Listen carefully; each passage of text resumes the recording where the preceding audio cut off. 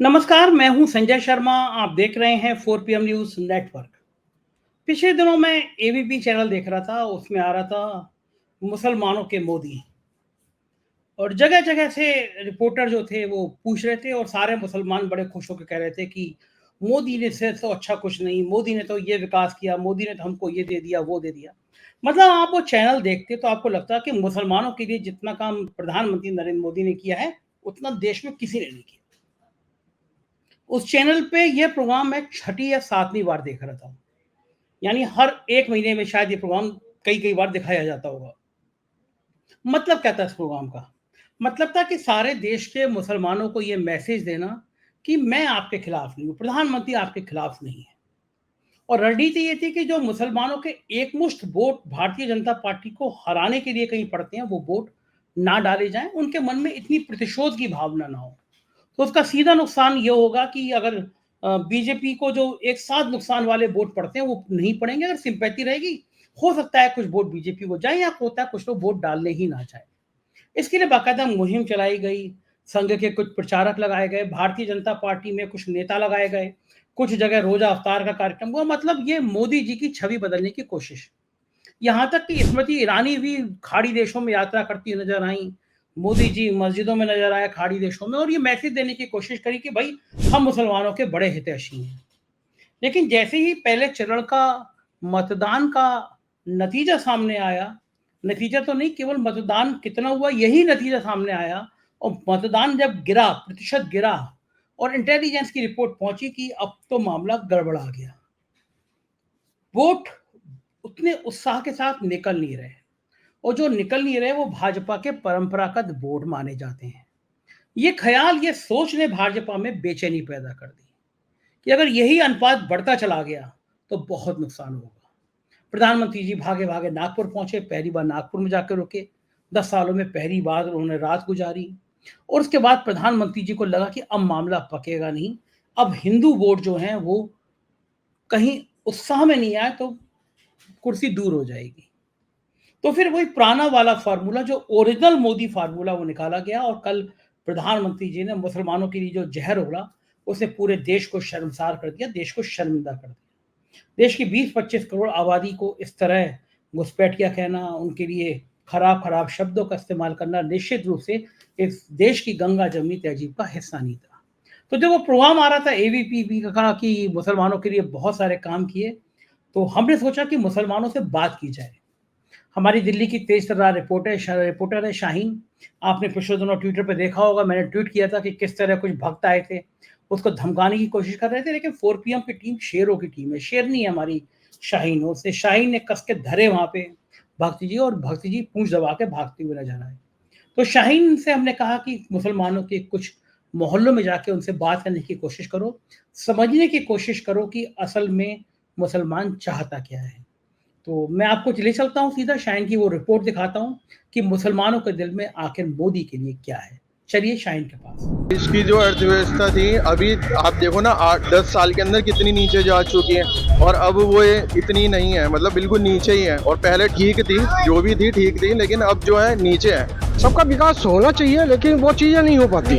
पूरे भारत के अंदर कहीं मुसलमानों का नाम नहीं है किसी भी जगह। देश के अंदर 2014 में प्रधानमंत्री मोदी जी की सरकार बनी। उसके बाद प्रधानमंत्री मोदी जी ने हर समाज के लोगों को ये यकीन दिलाया कि इस मेरी सरकार में सबका साथ, सबका विकास और सबका विश्वास के साथ काम होगा। ऐसे में एक समाज का पक्ष है जो लगातार इस तरीके के आरोप वर्तमान सरकार पे लगाता रहा है कि उसकी सरकार में कहीं ना कहीं उस समाज का पतन हुआ, समाज को और कमज़ोर और दबाने की कोशिश की। हालांकि अगर बात करूं 2014 से पहले प्रधानमंत्री मोदी जी का समाज से एक तरीके से नाता रहा है, चाहे 2002 गुजरात का वो दंगा, उसके बाद से तमाम इस तरीके की बातें हैं कि समाज और मोदी जी के बीच में एक तरीके से गहराइयाँ दूरियां बढ़ती गई हैं। लेकिन अब जब 2024 का चुनाव नज़दीक है तो ऐसे में ये समाज जिसको दूसरे दर्जे का एक तरीके से नागरिक भारत का बताया जा रहा है, वो इन तमाम मुद्दों को लेकर के क्या सोचे? क्या ये दूरियां खत्म हुई है या वक्त के साथ और बढ़ गई? क्या आप लोग, आपका नाम जानूंगी पहले। मेरा नाम मोहम्मद नजीब है। मोहम्मद नजीब, चुनाव है 2024 का, प्रधानमंत्री मोदी जी चुनाव इस बार तीसरी बार का दावा कर रहे हैं। हम जानने आए कि मुस्लिम समाज और उनके बीच की दूरियां क्या वक्त के साथ कम हुई हैं या और बढ़ गई हैं? नहीं, कम तो नहीं है और ना बड़ी भी नहीं है, लेकिन यह है कि जैसे कि एक पूरे समाज को लेके चलता है एक इंसान, वो प्राइम मिनिस्टर हैं, ठीक है, तो उनको सबको बराबर लेना चाहिए। मतलब हिंदू मुस्लिम सिख ईसाई सारों को मतलब एक हिसाब से एक ही नज़र से देखना आपको चाहिए। लगता है वो बराबर लेकर नहीं चल रहे हैं? वो बराबर लेकर किसी चीज़ में तो है, सब कुछ ठीक है, बट किसी चीज़ में नहीं है, तो उस चीज़ों में जो है मुस्लिम समाज को लेके नहीं चल रहे हैं। बाकी मैं मतलब मेरे जो मेन हम लोगों का जो है मतलब एक दिमाग में होता है ना सबके, वो मेन मुद्दा यही है कि भाई एक अगर प्राइम मिनिस्टर हैं और हमारे इंडिया के हैं, ठीक है, तो मेन तो ये होना चाहिए अगर पढ़े लिखे होते ना तो सबको एक हिसाब से लेके चलते। जैसे केजरीवाल है या राहुल गांधी जी हैं, तो ये सब जो है पढ़े लिखे हैं और अच्छे लोग हैं, वो समझ सकते हैं कि क्या मतलब देश की जो अर्थव्यवस्था है उस चीज़ को लेके चलना चाहिए। अब वो बाकी दिक्कत कोई भी नहीं है, बस इतना कहना है कि सबको मुसलमान पक्ष भी उनके साथ हो ही जब जाएगा। प्रधानमंत्री मोदी जी कहते हैं मैं सबका साथ सबका विकास कर रहा हूं, तो इस लाइन पर, इस बातों पर आपको यकीन नहीं होता पीएम मोदी? काम अगर होता तो यकीन भी होता ना, और सबका साथ सबका विकास वो एक लाइन में ही है, वो मतलब एक सबके बोलने में आपको हाँ बोलने में ही है। सबका साथ अगर सबका विकास होता तो वो जाहिर सी बात है हमें दिक्कत तो हमें कोई परेशानी थोड़ी है भाई। वो जैसे सब मतलब एक दर्जे को अगर वो इम्पोर्टेंस दे रहे हैं तो दूसरे को भी दें, फिर हमें भी कोई दिक्कत नहीं है। मोदी जी से नहीं है, देश को आगे बढ़ाएं और देश इसी चीज़ में रह रहा है, हिंदू मुस्लिम ये वो सारी चीज़ें। बाकी होना चाहिए था ये कि भाई ये देश को आगे 2014 बढ़ाने के बाद हुआ है या पहले से ही? अगर आपके घर में आपने सुना होगा घर में कि पहले भी ऐसा होता था या अभी? भाई देश की जो अर्थव्यवस्था थी अभी आप देखो ना 8-10 साल के अंदर कितनी नीचे जा चुकी है, और अब वो इतनी नहीं है, मतलब बिल्कुल नीचे ही है। और पहले ठीक थी, जो भी थी ठीक थी, लेकिन अब जो है नीचे है। तो बस मेन मसला यही है कि देश को आगे बढ़ाएं और ऐसे काम करें जो देश की उन्नति हो, देश की प्रगति हो। जो योजनाएं केंद्र सरकार की रही है भारतीय जनता पार्टी की, क्या उसका फायदा मुसलमान को मिला? अगर आपको जानकारी मिली हो और आपने देखा हो? नहीं देखिए, आप जो योजना कह रहे हैं ना, वो आप ये मत कहो कि मुसलमान को मिला, आप ये कहो कि क्या देश के सारे लोगों को मिला, देशवासियों को मिला। तो मेरे हिसाब से वो नहीं मिला, सिर्फ आपको हिसाब से किसी को भी नहीं मिला? मेरे हिसाब से नहीं मिला। जो बड़े लोग हैं वो सारी अर्थव्यवस्था, ये सारी चीज़ जो है सिर्फ बड़े लोगों को ही मिल जाती है, वो नीचे तबके के लोगों को नहीं मिल पाती है। अभी मैं आपको बताऊं बात, मैं भी अर्बन हॉस्पिटल में था, दिल्ली के अंदर है अर्बन हॉस्पिटल, वहाँ पे किसी की डेथ हो चुकी थी, वो लेडी थी और वो हिंदू पक्ष से थी, लेकिन वहाँ जितने भी मुसलमान लोग थे ना, उसका वो जो अंतिम वो संस्कार के लिए जो पैसे वैसे जड़ा है, मैंने खुद और सारे जितने भी लोग थे ना वहाँ पर, वो मुस्लिम और जो सारे लोग थे, उन्होंने पैसे मिला के 4-5 हज़ार आप रुपए, कह रहे हैं आप लोगों ने मदद की?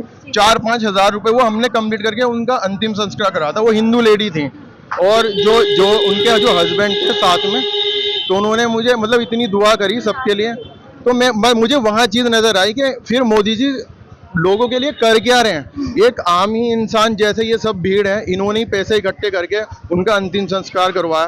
तो मुझे वहाँ वो चीज़ समझ में आई कि नेता लोग हैं ना, सिर्फ वो अपनी अभी कुर्सी को ही सही प्यार है उनको।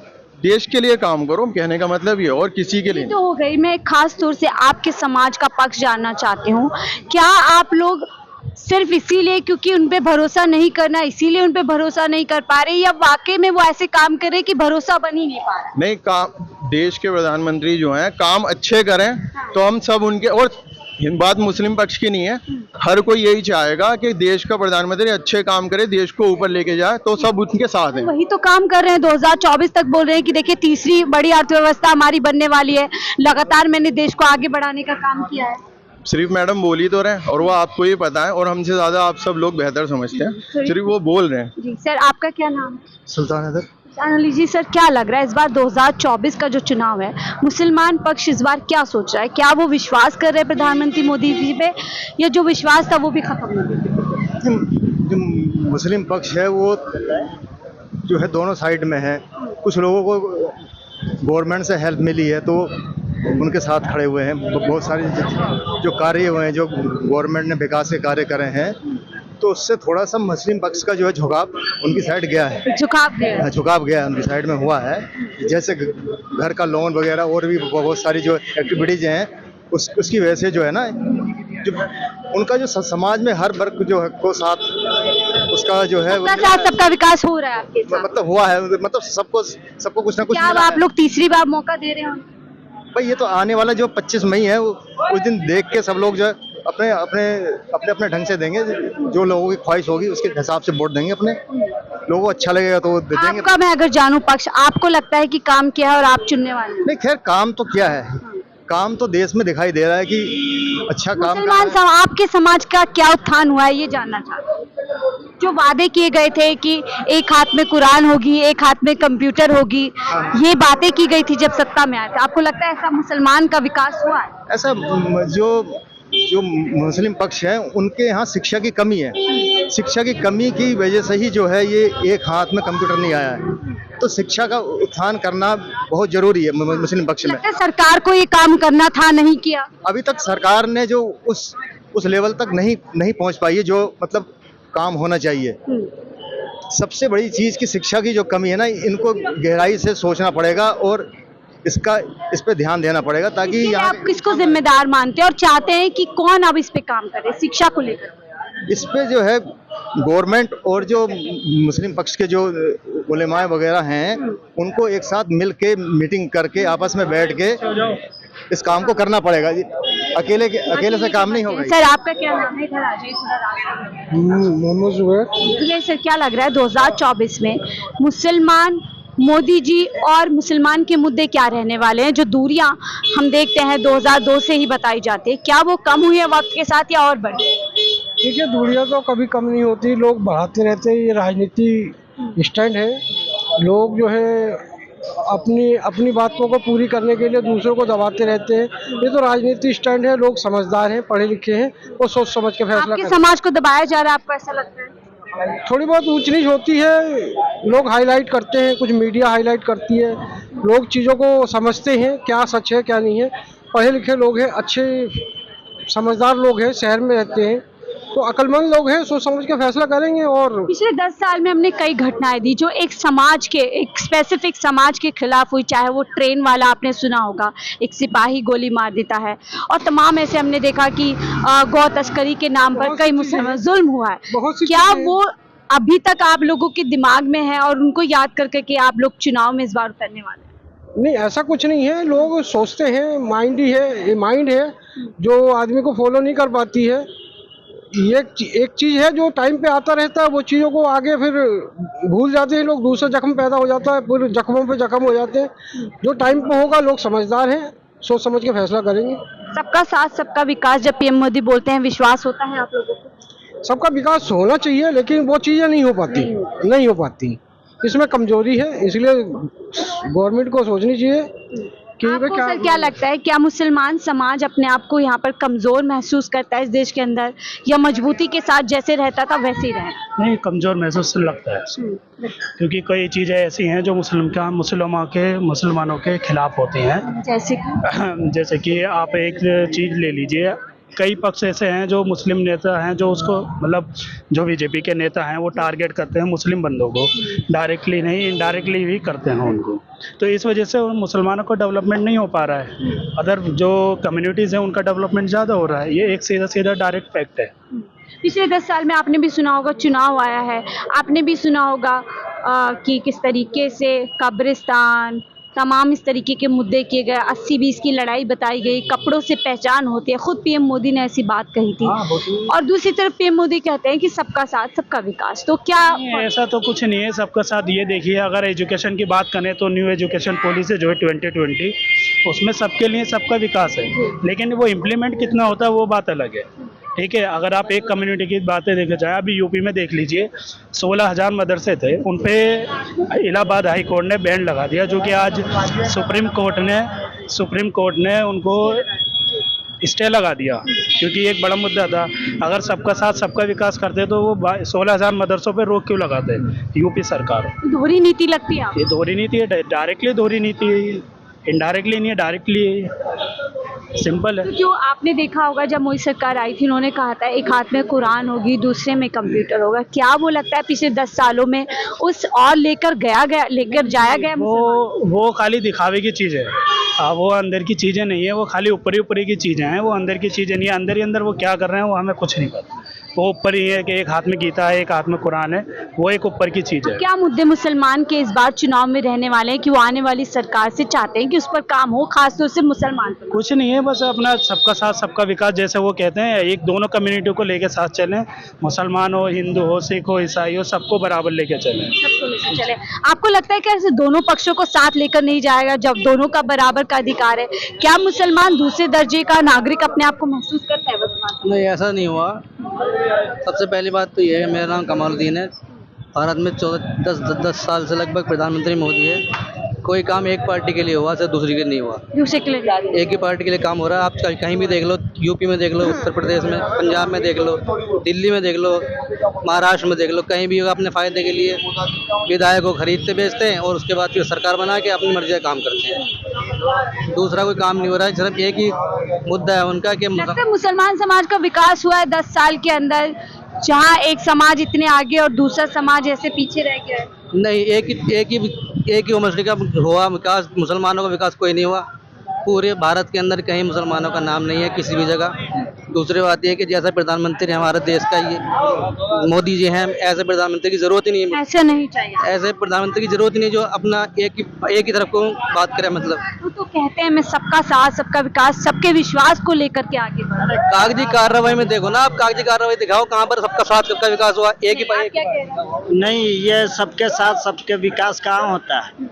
बांट देते हैं, पूरा बांटते हुए देश में रास्ता दे। हाँ, बांट रहे हैं हिंदू मुसलमान, बांट रहे हैं प्रधान। और तो बांट तो दिया ही है। कहाँ कैसे बांट?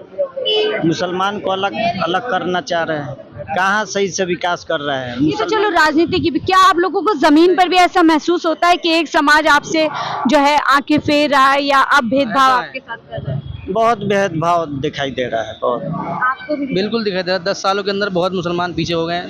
किसी भी चीज़ के अंदर विकास मुसलमान का नहीं हुआ। ना क्या चाहते हैं मुसलमान 24? नहीं, मुसलमान के चाहने से कुछ नहीं, हमारे चाहने से होता है कि सब चाहें कि जैसे भारत 2010 के अंदर चल रहा था, सबका साथ सबका विकास उस वक्त था।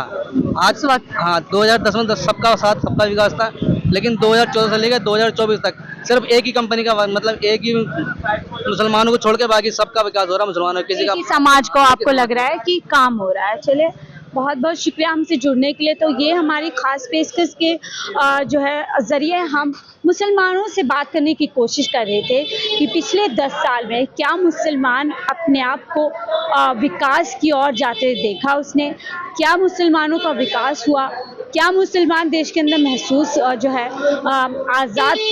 आज़ाद महसूस करता है, या पिछले कुछ साल में उसको लगता है कि उसको और दबाने की और कुचलने की कोशिश करे। तो आप खास पेशकश देख रहे थे हमारी मोदी मुसलमान और मुद्दे, और आपने तमाम मुसलमानों को सुना। फिलहाल मुझे दीजिए इजाज़त, मैं शाहीन खान, 4PM दिल्ली। देखा आपने, ये थी शाहीन की रिपोर्ट। और हम मुसलमान और देश, उनके मुद्दे, देश के साथ उनकी विचारधारा, देश के साथ उनका साथ, इस तरह के कार्यक्रम आयोजित करते रहेंगे। आप देखते रहिए 4PM न्यूज़ नेटवर्क। शुक्रिया, थैंक यू।